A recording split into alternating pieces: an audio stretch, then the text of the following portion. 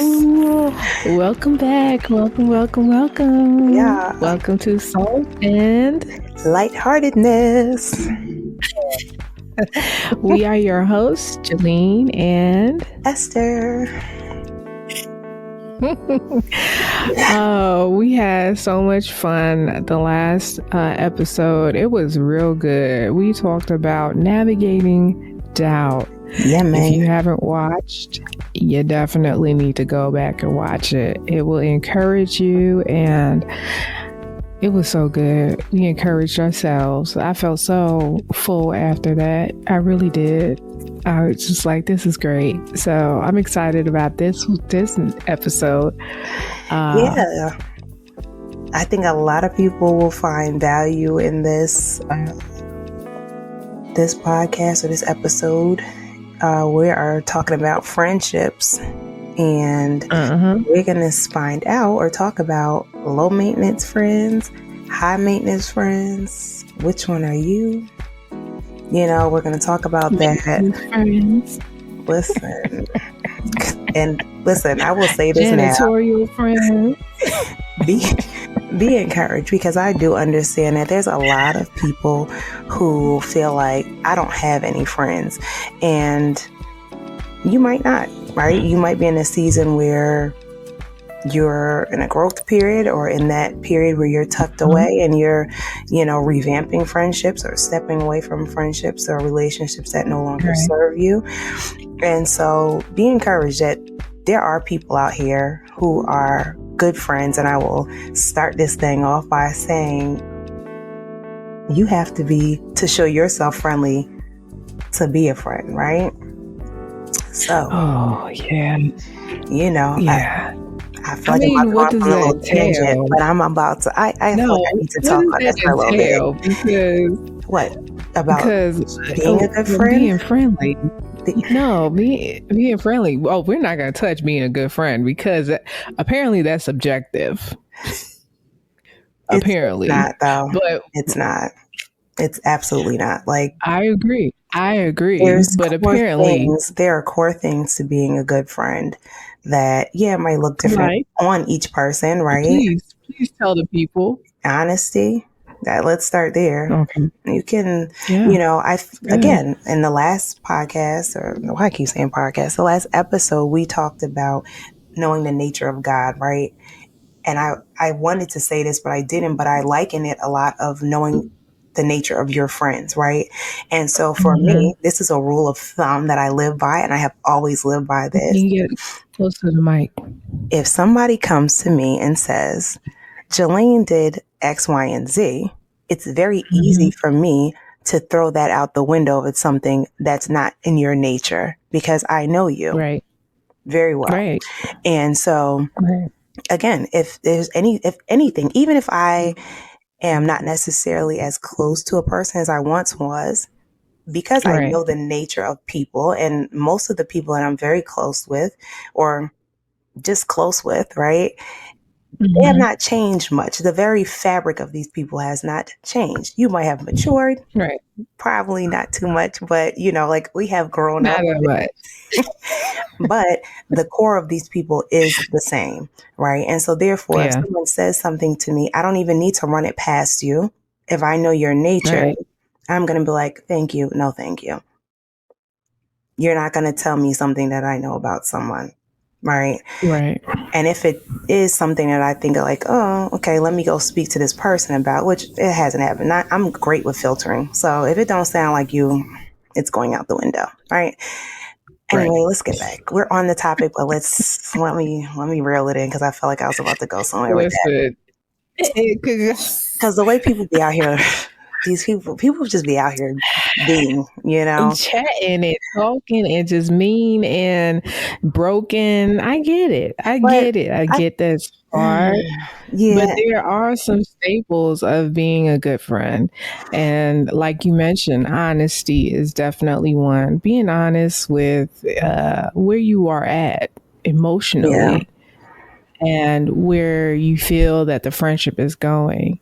I think also part of being a good friend is trust. You have to trust your friend. Yeah. You know, I've heard people say, I don't trust nobody. I don't even trust my mama. I don't trust, all I do is I trust myself.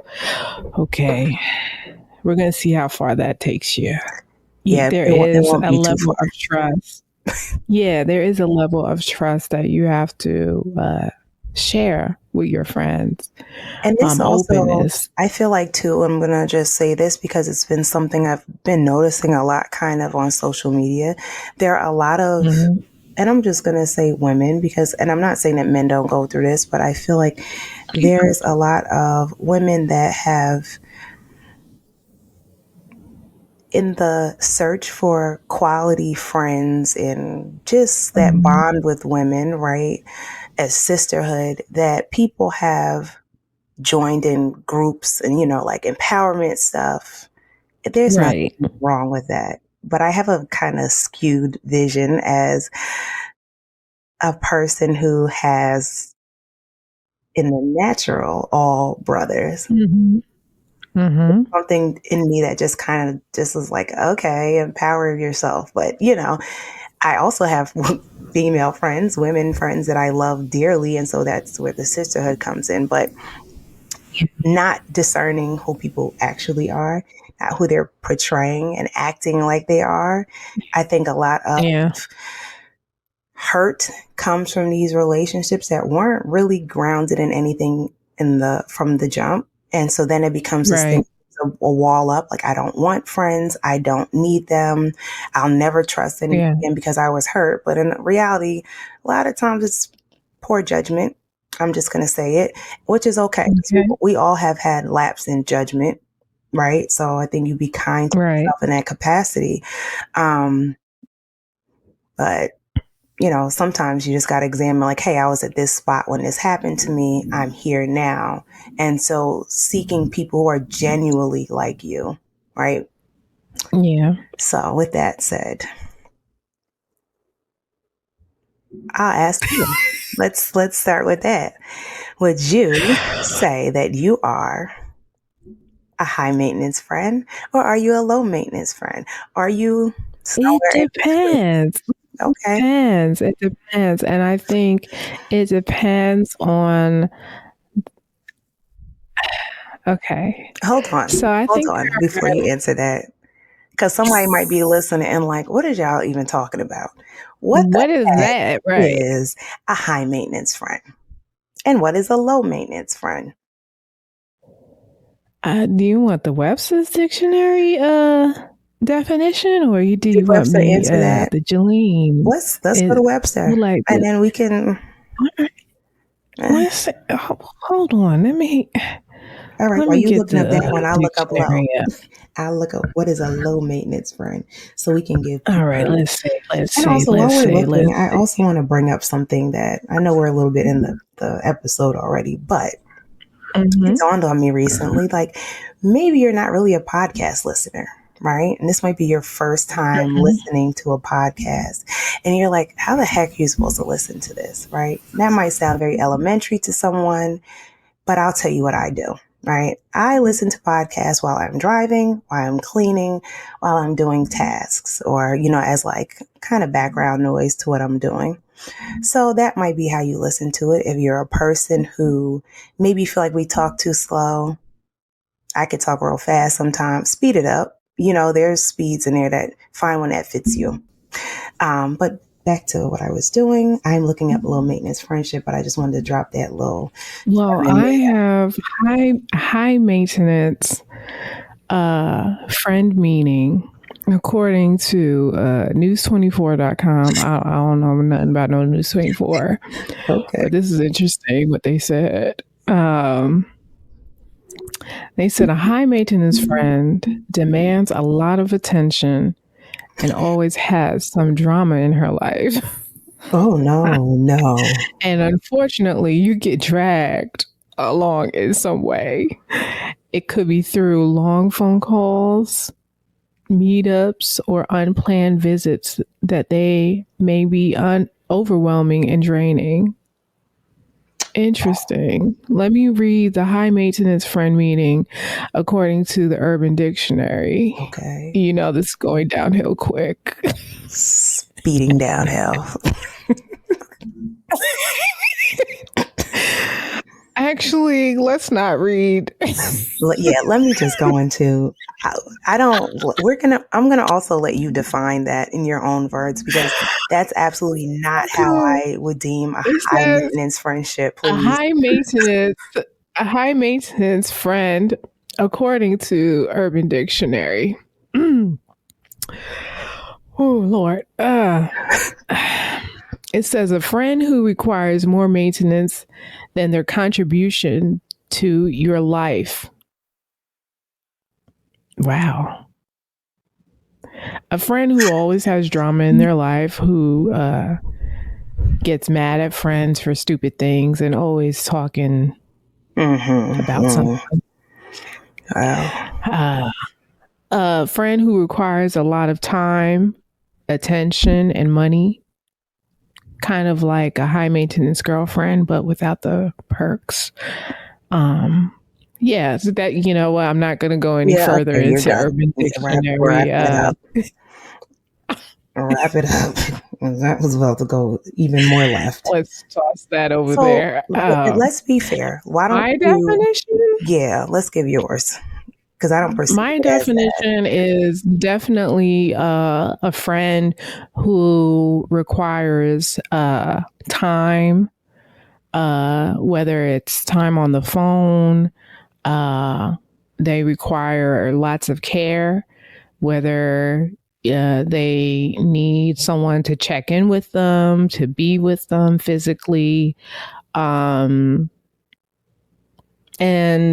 unfortunately, sometimes high maintenance friends, they tend to be more unbalanced in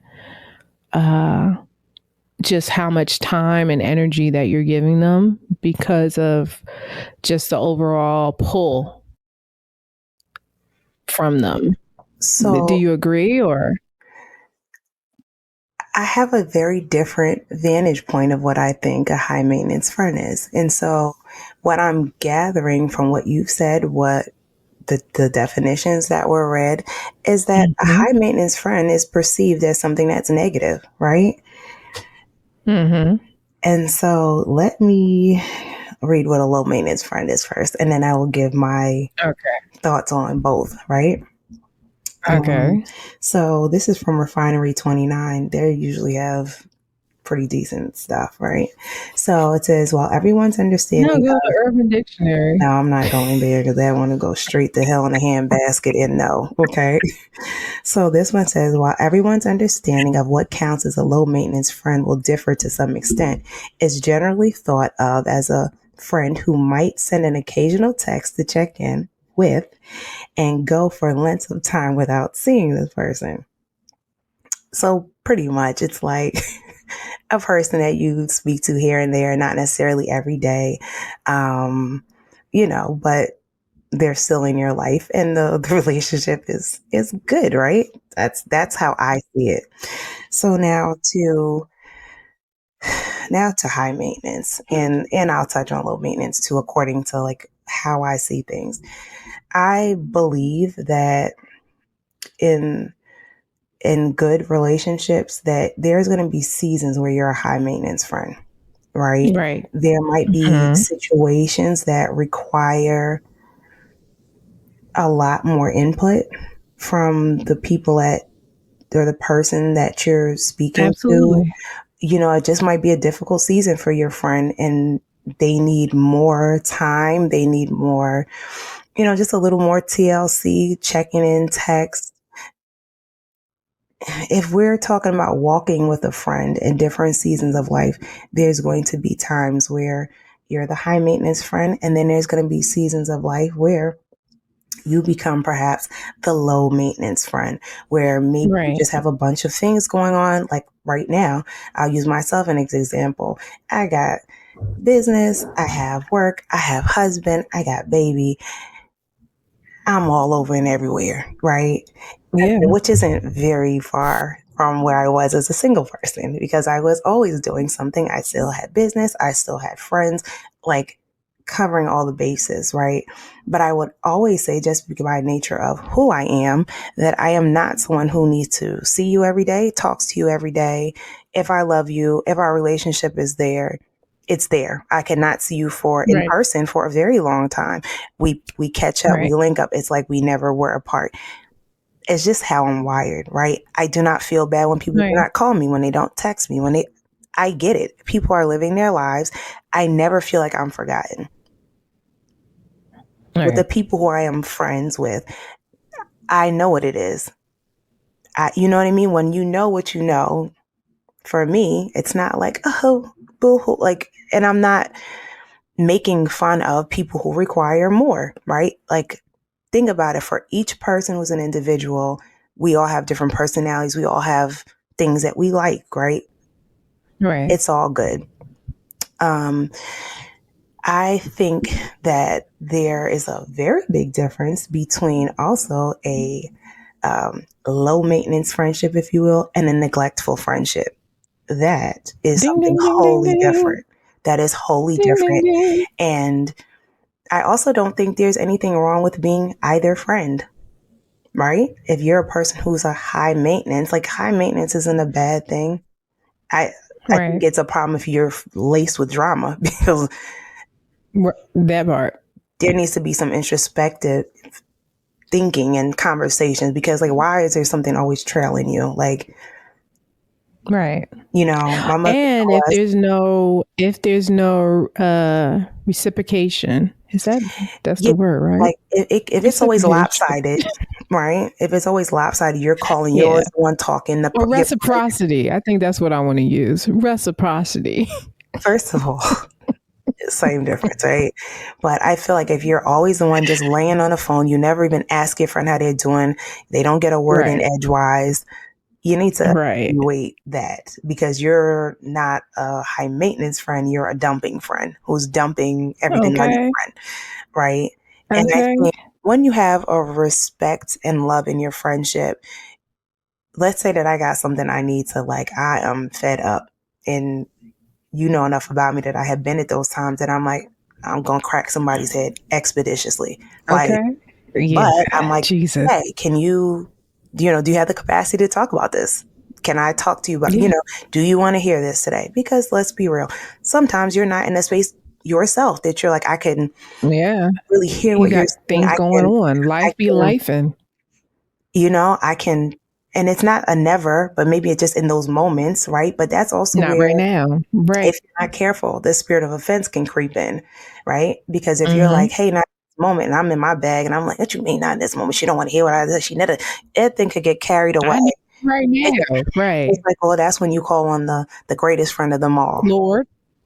Yes. Because the reality is, just like you're saying, maybe you're at work. Maybe, maybe you're just having a rough day yourself, and maybe just not, maybe it's none of those things, but you're just not in a space where you want to hear or are able to hear and properly give the feedback that's needed, or the prayer even that's needed in that moment, So I think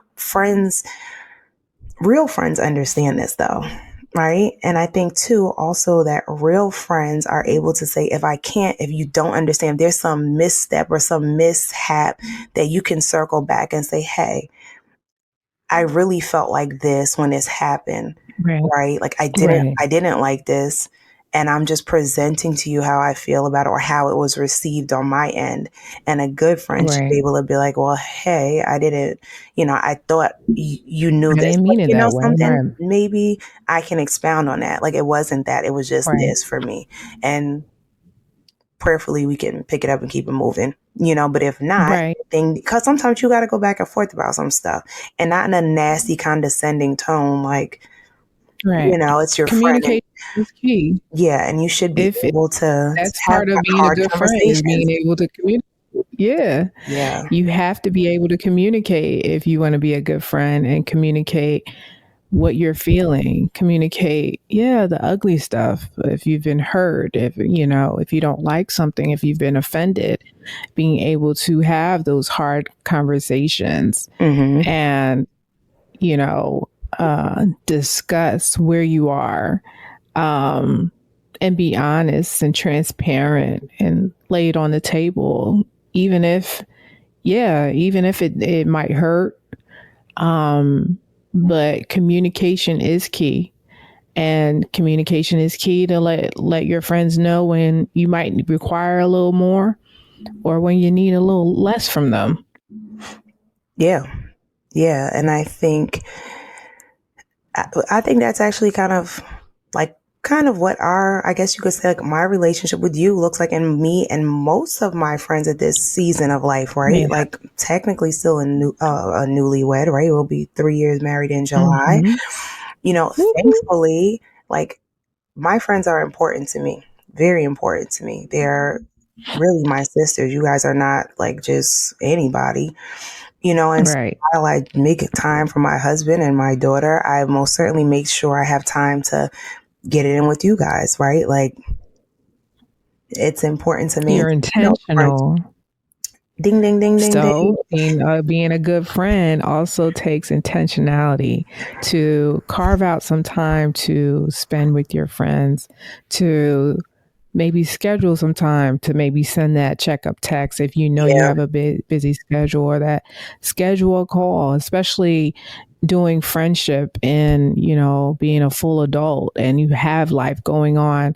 Many times I have to schedule my calls with my friends because what life will do is always find something else for you to do. And what I've learned, especially after COVID, is that, listen, people were dropping like flies, young, old, and we don't know when we may not be able to speak to someone ever again.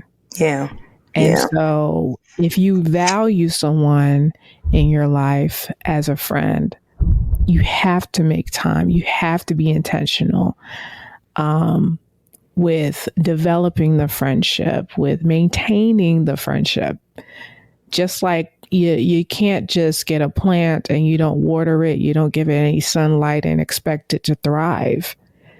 The same thing goes for friendships. You have to water it. You have to nurture it. You have to check in, see how it's doing, see if it's working. Yeah. See if the time has expired on the friendship, because that's a thing. And, let's actually touch on that for a minute, right? Like, that is something that I recognize it's a hard thing, right? Especially when you've been friends with someone for a very long time and you thought it will always be the way it once was, right? Right. Like, it's not fun when you're going through those things, right? And for me, baby, I can say, like, I experienced a lot of that, like, early on. So it was kind of like, this can happen, right? Like, this person might not be in my life, right? And I'm talking about in like my teen years. And so there was 2 friends that I thought I would just always have, right?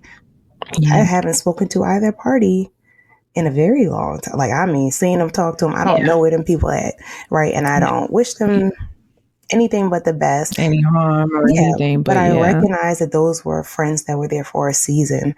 And when I look over my life and I think about the people who are in my life and that I name as friend, right? They have been in my life for decades, most of them.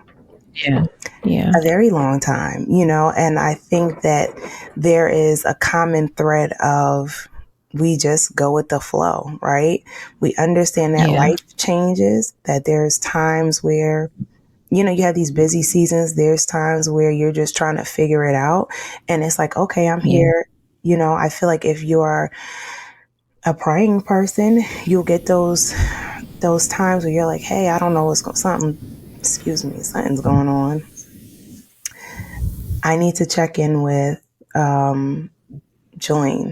Or even if you don't check in, maybe it's late or whatever, at that moment, you might just be like, let me just say a prayer for her. I don't know what's going on. I don't need to know. That's how I roll. If somebody crosses my mind, I'm like, I don't know what's going on, but that's kind of odd that this person would just pop in my mind out the blue. So I'll just say, God, I don't know what this person stands in need of at the moment, but you do. Right. I pray that whatever they need, be it peace, joy, love, resources, whatever it is, that you give it to them and quickly, you know? And so even those kind of things, that goes a long way when you know your friends are praying for you, even when they don't see you, right? Like, my friends are actually all over, across East Coast, West Coast, internationally known. Yeah. And so, don't you got friends in China? Listen, I do. That's neither here nor there. But you touch base when you can, and like you said, it's really taking that time to be like, hey, let's examine this, right? And then back to friendships being dismantled, right? It's not fun. It's hard, especially where, let's say you're somewhere and you're away from your family, and that friend group is your, that's like your family. You just go drive down the street. Drive down my street. Actually, as I said that, I was like, oh, this kind of sounds familiar, but it's true, right? Like how it happens that you make friends where, working, well, if you didn't know, I work at a college. I don't think I ever said that out loud. Friends are the family you give yourself. Yeah. And so there's a lot of students who have friends that they've made their families on campus, right? These kids create families. Adults do it too. It's wonderful, right? It's not so wonderful when things start changing for whatever the reasons are. And then it's even more difficult when you recognize a person doesn't have the capacity that you do necessarily to express how they're feeling. That's something I realize. Like, a lot of people don't know how to express themselves, right? They don't. They think they've said all they can say and they haven't really said anything, or they'll just kind of regress. And, that's something that somebody close to me, I recognize that they did. They just would regress, like wholly regress, and then of course people care about you, are worried. And so they would bring it to her attention and she'd be like, okay. And so I was like, hey, why don't you just do this, right? Why don't you just say, it's nothing personal. I got some stuff going on. So if you don't hear back from me, I just need a minute. Even those simple kind of text messages, if you feel like you can't say it, because maybe you're just overwhelmed. Like, things can become overwhelming, right? And sometimes you just need a minute to kind of process. And so, but it's important that you communicate that, right? And so. Because when you don't communicate the other end to that, people start to wonder if it's something that they did and if they offended you.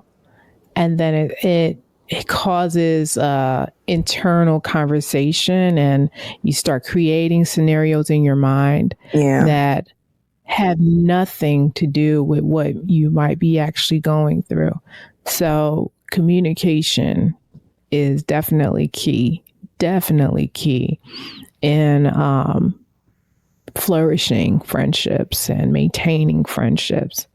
But you did say something that I learned recently, and it's about capacity, because a lot of times we can look, especially if we're the person being affected by things or the changes in a friendship, we can internalize, a lot of what goes on. And then we can just look at a circumstance like, well, I wouldn't do this. I wouldn't say that this, or I would do this instead of that. So this person, and it's like, no, not everybody has the same capacity as you, or even in this season of your life, because our capacity changes and fluctuates and, through whatever circumstances going on in our lives. So you definitely hit a great point in mentioning capacity. I think I'm going to also just take this second and say, if you really want to know the truth about what kind of friend you are, ask your friends. Because you might be a raggedy friend. They be lying sometimes. They be lying. No, I feel like if you ask your friends, am I a good friend to you?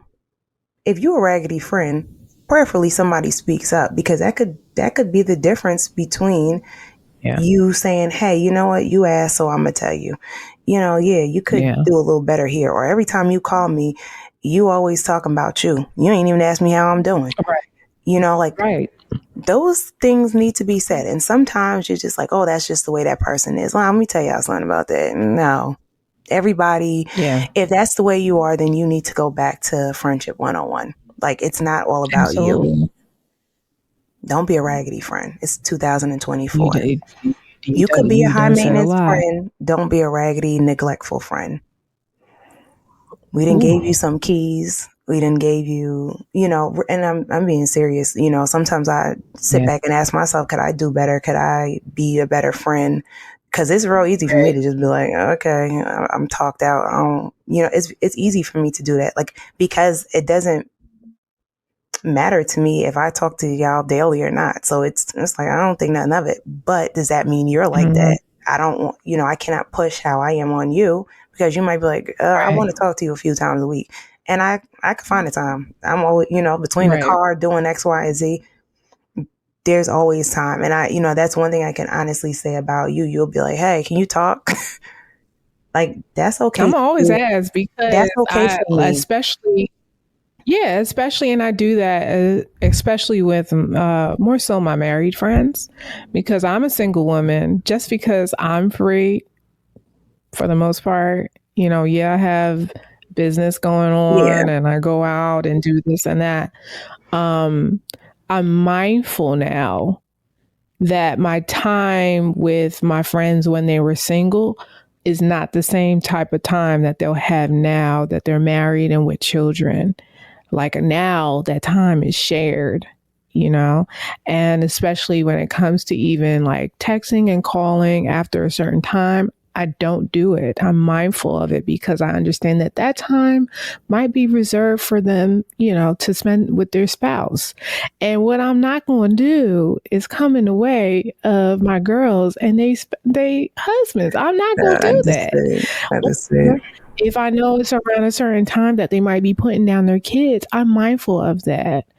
And I try and connect with my friends when I feel like, they might have some time, usually during the daytime, or I reach out to them and say, hey, can we schedule a FaceTime call? Can we, schedule some time to chat and catch up? But it is definitely a way of navigating the changes in your friendship and being okay with those changes, but also communicating, which is key, that, hey girl, I really need to talk, or hey girl, I really need somebody to pray for me right now. I'm really going through a rough time. Can you just, whenever you can, I know things are a little crazy, but please just, I need some prayer. I think that definitely helps to maintain long-lasting, fruitful friendships for both parties. There, like Esther said, there's going to be times where one friend is going to need more in a season, and there's going to be times when one friend is going to need a little less in a season. But learning how to kind of just go with the flow during those times is definitely key. Child, we running out of time, but and I was gonna say, we probably need to have another talk about friendship at some point, because you said something that kind of struck a nerve with me, right? In a good way, or kind of jogged my memory. The changes in friendship, like when your friend gets married, right? And I was talking to my good sis, and she was like, oh man, I feel like I lost my best friend. And that thing kind of was like, yo, we've been friends since we were like very young, like 5, maybe 5, 6, somewhere in there. And like always had, first of all, y'all always have access to me. Like, that's just not going to change. But, I was like, man, I guess it would feel like that, right? Even though, like, I'm a little different than most people. So there's always room for me. Like I said, I make time for my friends. Right. But just that those changes, they feel like death a little sometimes. It is. And it's the loss. You don't have the same freedom. Like, I can't call you and be like, girl, let's go to Africa tomorrow. I be thinking about it though, but I know you be thinking about it, but now you have. Let me check in. Right? You got commitment. I'm gonna bring little C's with me. No, she can't come. Nah, no. Okay. Absolutely not. But okay, let's, I because love it's her. gonna go off a tangent. But also, I think what we usually do is bring some scripture in.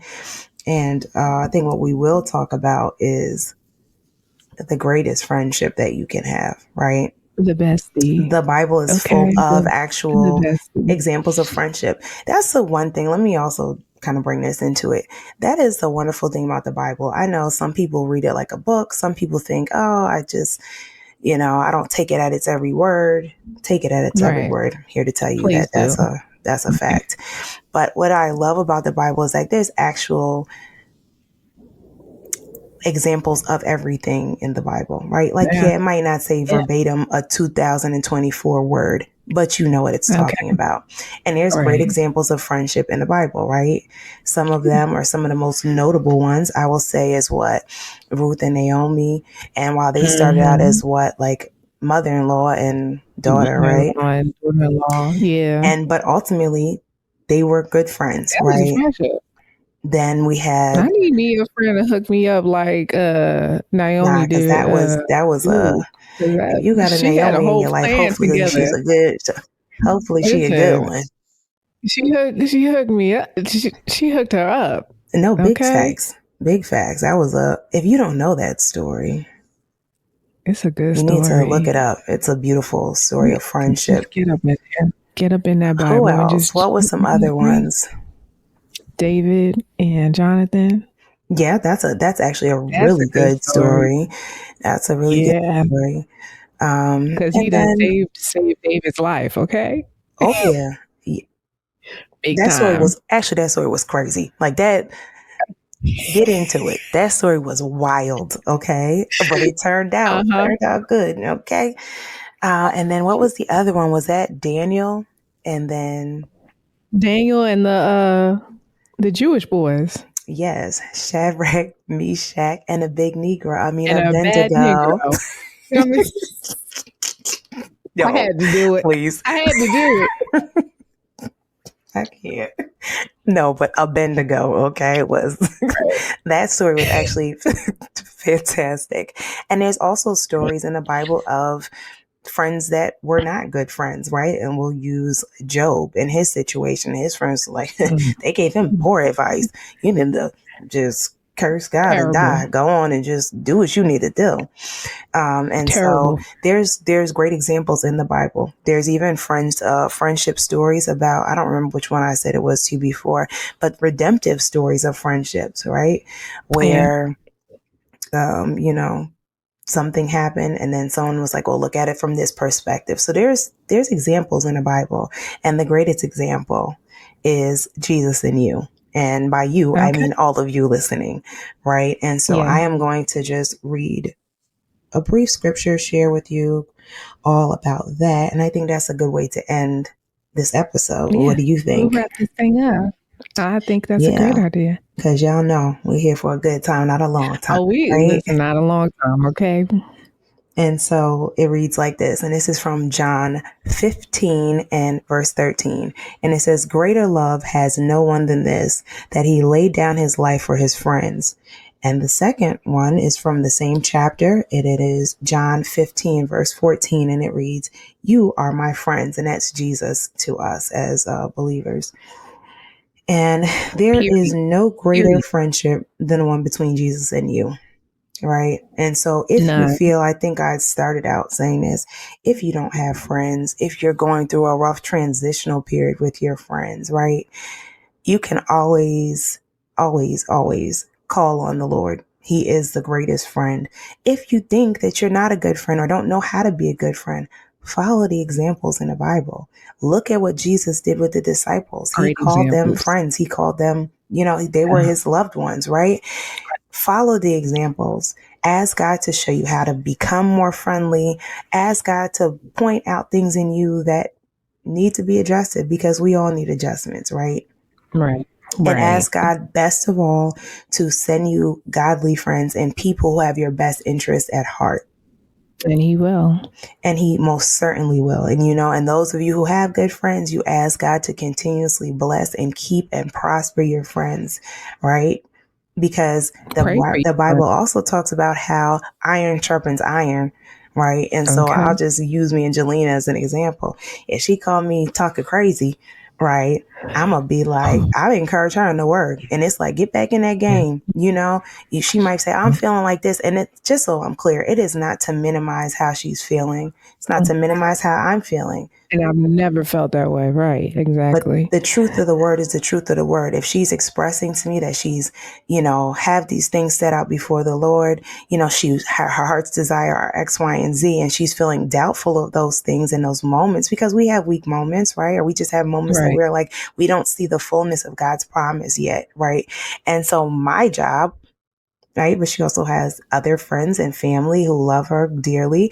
Our job is to pour into her and say, what does the word say? I know you're feeling like this in these moments, and have them feelings, and I'm good for it. I'm going to tell her, all right, have this feelings in the morning. You just be back to yourself, because sometimes you got to just go through the motions, and you're like, even in that time though, you're working, it's like you're thinking God's already working it out.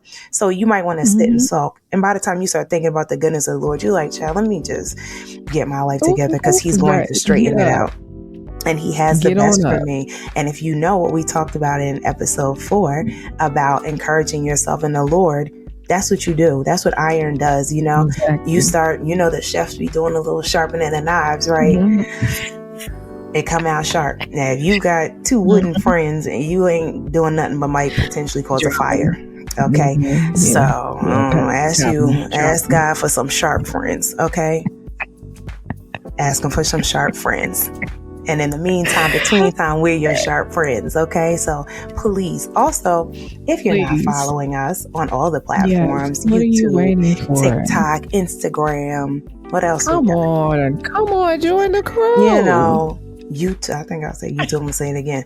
Go on there, share your stories of friendship, share things that you're struggling with. If you're asking God for friends, if you desire friends, drop it in the comments. If you want to email us because something's personal, you want our opinions on something, send it to saltandlightheartedness@gmail.com. And that's our handle on all. They can even visit our website. Yeah, we got one of those. We got a whole website, baby. Yeah. If you ever forget our email address, right on our website, which is saltandlightheartedness.com. There is an area at the bottom of the screen where you can submit messages, and it comes right to us. And we can definitely check it out for you. But once again, we want to say thank you for tuning in again to another episode of Salt and Lightheartedness. We pray and hope that you have been enriched, enlightened, and you've enjoyed our conversation regarding friendships, and we hope you had a lot to take away from it. And if you have, definitely share with us, and we hope to see you again. So once again, thank you, and until next time, see you later. See ya.